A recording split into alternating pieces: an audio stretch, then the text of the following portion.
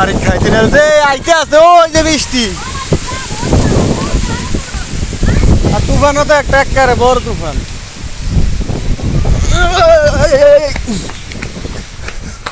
যে বৃষ্টি আইতেছে এই যে দেখুন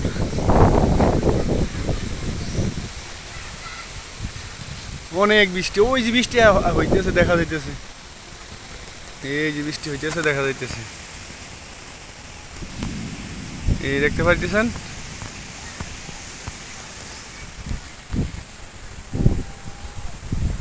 দেখুন যে বাতাস